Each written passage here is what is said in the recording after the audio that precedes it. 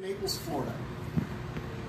We're going to talk about the new set coming out tomorrow night at midnight, which is Masters 25. 25 years in the making. Wizards of the Coast has been bringing us one of the most elite card games on the market. Over the years they've printed a lot of cards, and in Masters 25 they've done something a little different. They've brought us one card from each set over the years. Let's talk about value in this box. These boxes, the MSRP is $240 a piece. So let's see where your value sits. Your first card, obviously, is Jace the Mind Sculptor. It's a Planeswalker for 2 blue and 2 colorless. You can add 2 loyalty counters to him and scry for yourself or at your opponent to maybe change the odds of your game a little bit. For 0, draw 3 cards, put 2 from your hand back on top in any order. -1, return target creature to its owner's hand. Keep in mind, you can do this to your own creature to recast it and get your ETB triggers to go off again. -12, his ultimate. Exile all cards from target player's library, then that player shuffles his or her hand into his or her library. Hence, if the player has 0 cards in hand when you do it, you have therefore won the game. That card is going to be coming in at $112. And there again, you pull that, you've already scored half of your money out of your box. Next card, red card, Imperial Recruiter. For 1 red and 2 colorless, creature, 1/1, when Imperial Recruiter enters the battlefield, search your library for a creature card with power 2 or less. Reveal it, put it in your hand, and shuffle your library afterwards.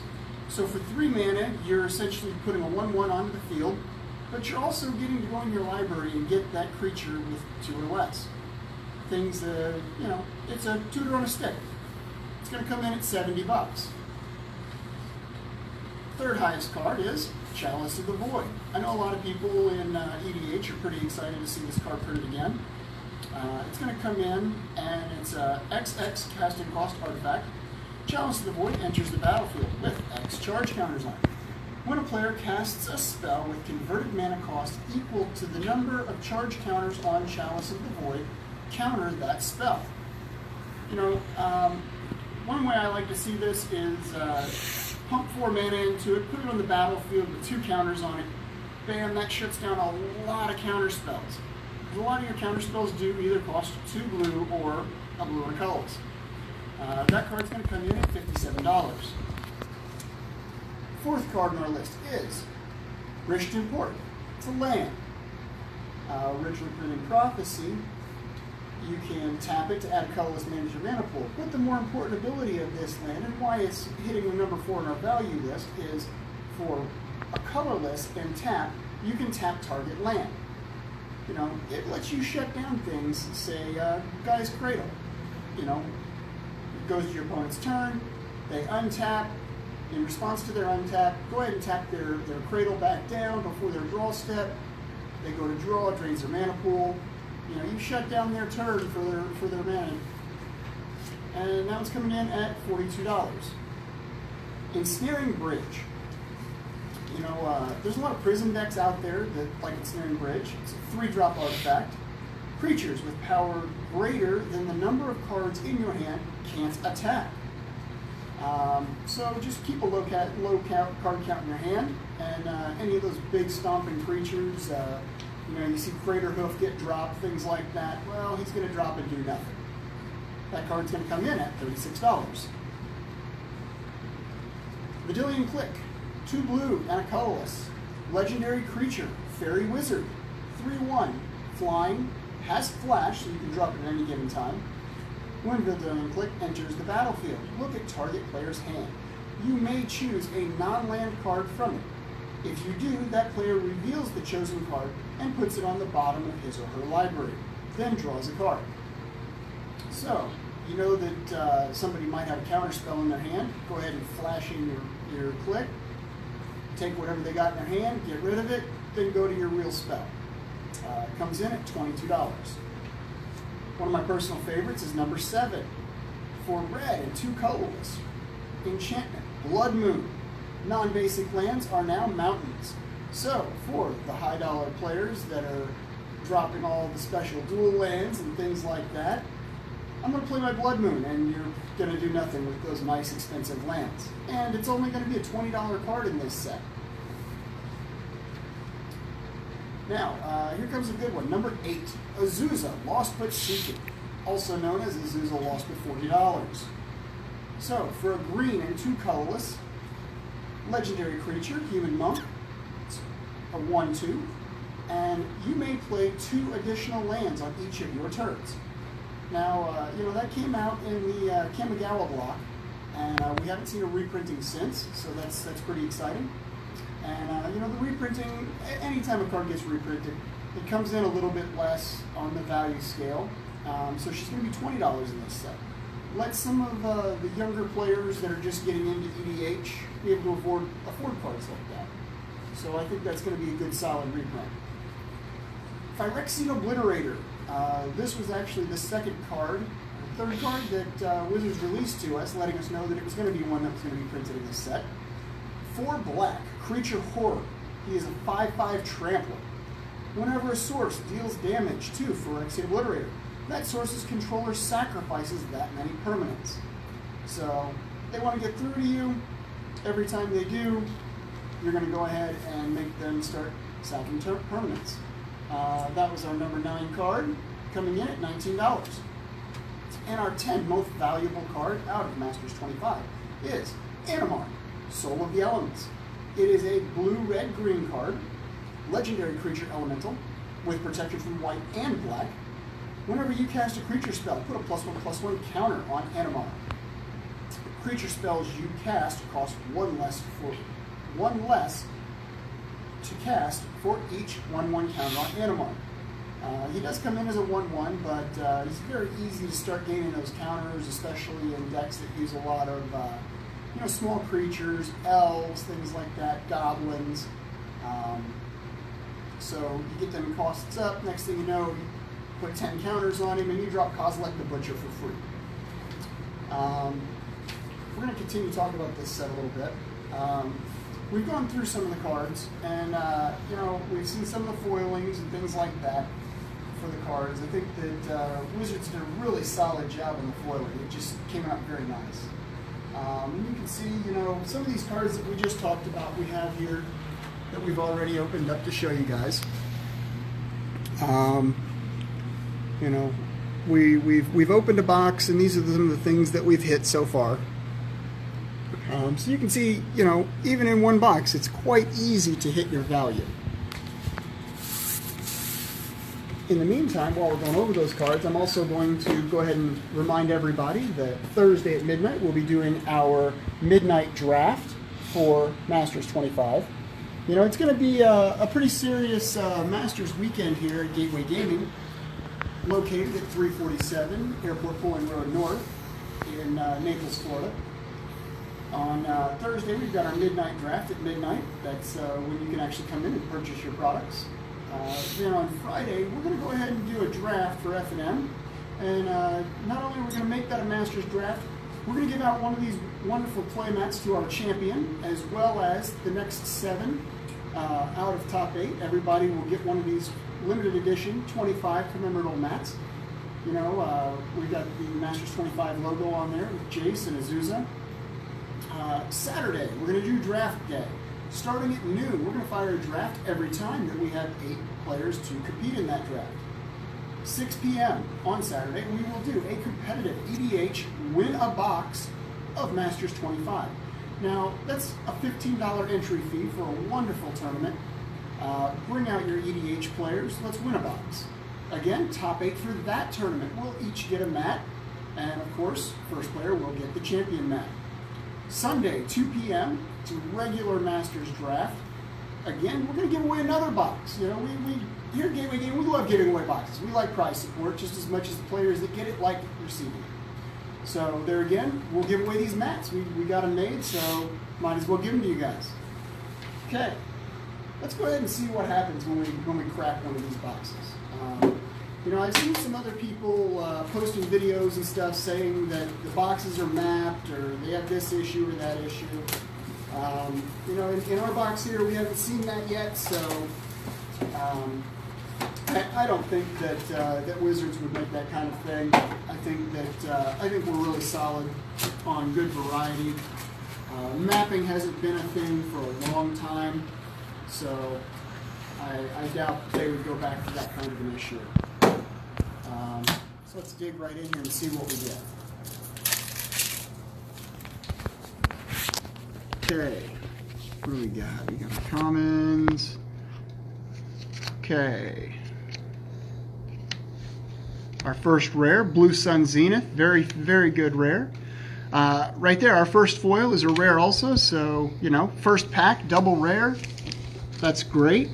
Let's go ahead and keep going into there. What do we got here? Congregate. Fortune Thief. Our foil there.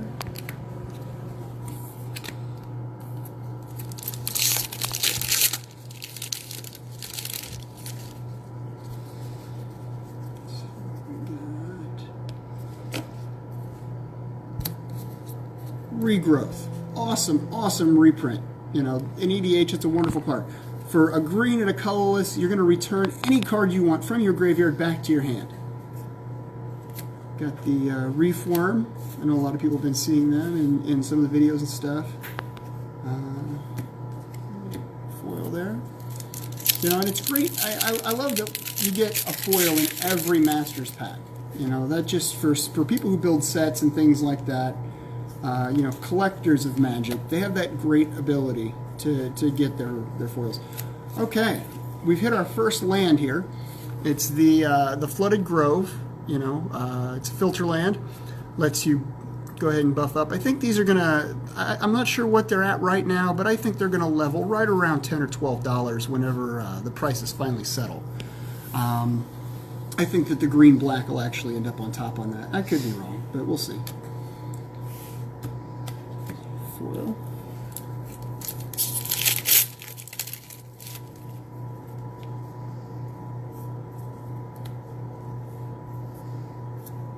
Oh, there's our first mythic, Gisela, Blade of Goldeneye. Awesome card, flying first strike. So there's our mythic. Foil.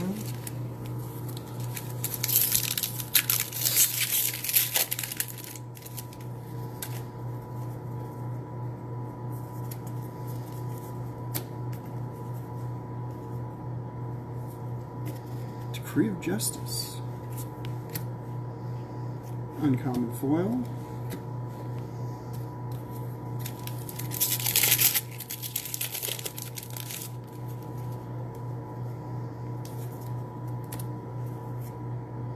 Swiftfoot Boots. I was going to show this here earlier. In that other box, we pulled a foil Swiftfoot Boots, and the foiling is just awesome. I think they did a great job on that. Bravo to the printers. Vesuvian Shift.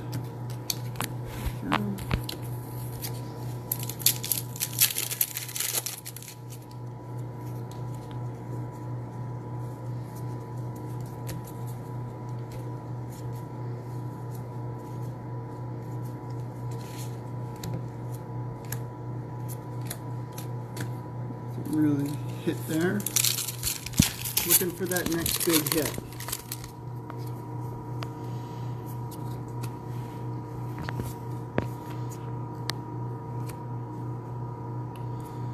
Thar.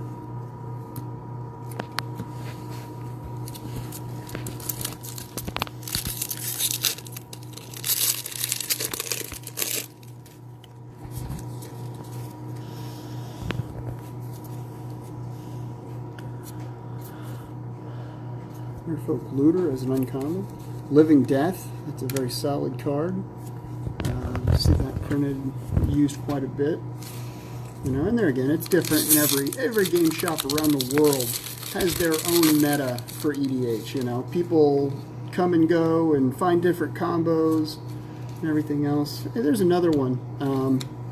There's a Dark Rachel. Here's a foil one that we pulled, and again, just the foiling was just great, you know. What do we got? We got Summoners Pact. That's a good solid hit. You know, they're obviously they reprinted the packs in this set. I know the major sought after one is obviously Pact of Negation, but you know, each one has its own place in your decks. Niv Mizzet. Oh! Speak of the devil, and look at that. Foil Pact of Negation. That's just a major hit. That's awesome. That's wonderful. Let's start talking about Jace. Let's start talking about foil Jace and see if we can find him, you know. We talk about Pact of Negation and it shows up, so let's just keep going that route. Talk about Jace.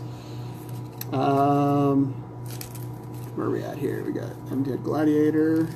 Phyrexian Obliterator. There's another Mythic. That's one of our top 10 cards.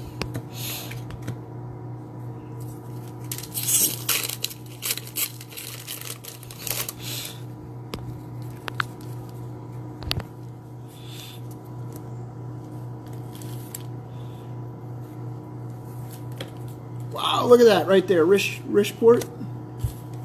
And so there's two of our top 10 right there, back to back. It's always awesome to see. And keep going through this here.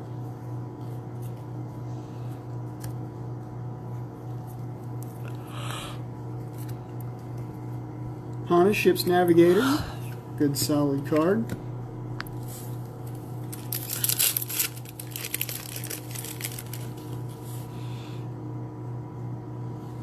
Now, one thing I'm going to comment on here, you know, somebody else had commented about the being able to see the difference in the coloration there from the common to uncommon.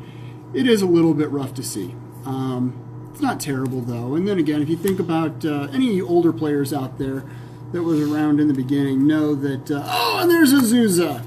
All right, we are all over it. Any of the older players out there know, you know, originally Magic didn't have that at all.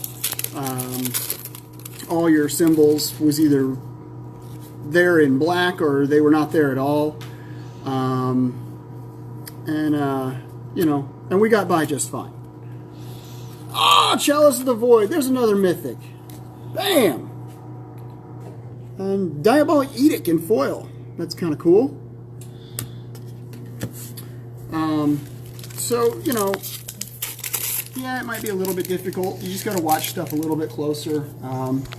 Recommend that all younger players and new players, things like that, that are learning the game, are very careful with any buying, selling, trading of cards. Make sure you watch your values. You know, look things up, and don't ever hesitate to talk to your local game store. And you know, if your game store works with you a little bit. They'll kind of help guide you through pricing out your cards, making sure that you know what you've got and what it's worth.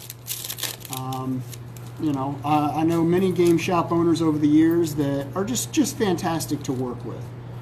So don't ever hesitate to talk to them. Oh, we got the regular packed. Okay. So in one box we got double packed. Got 2 packs left. Tell you what, there's Jace, that pack. So let's let him sit there for a second. We'll see what happens here. You know, I don't know how many of you out there will watch this or how many hits we'll get. You know, this is our first video, and we'll try to get through things and do as much as we can for you guys. There's our second land.